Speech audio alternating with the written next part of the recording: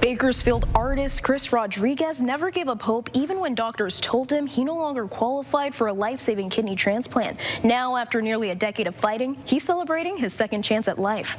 I'm Shantae Amani, your Bakersfield neighborhood reporter. Chris was just 21 in 2011 when doctors told him his kidneys were only functioning at 4% and that he could possibly die. That one sentence, it just like flipped my life upside down.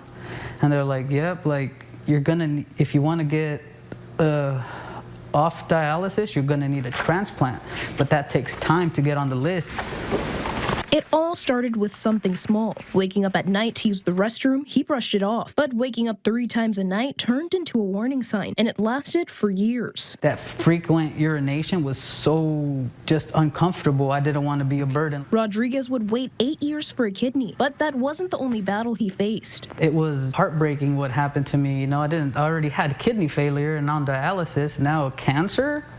Like that broke me. He almost lost a shot at a transplant because of testicular cancer. The transplant center called me. They said, so we had a kidney for you. It was a match, but unfortunately, since you had cancer last year, you don't qualify for this kidney. His mother, Anna Rodriguez, says watching her son suffer through it all was painful, but she never gave up hope. Like mom, I have to be strong, especially because he got lots of problems, and the process is really hard because I see him battle every time. Now I can say thank you, God, and we are here.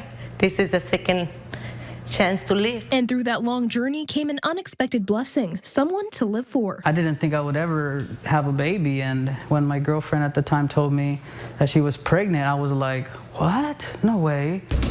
However, less than 2 weeks ago on September 22nd, Chris got his long-awaited kidney transplant done at USC Keck Medical Center. But it came at a cost. I missed her first birthday because my transplant was the day before her first birthday. So that was probably the hardest, and I haven't been able to see her, you know, and when I do see her, like I can't lift more than 10 pounds, so I can't pick her up and hug her and kiss her. I can't bend down to hug her and play with her. So. And do you have words of encouragement for those who may be in the hospital or those still battling maybe a potential illness? Have faith. Like I lost faith, but having my family and friends there for me just brings up my faith.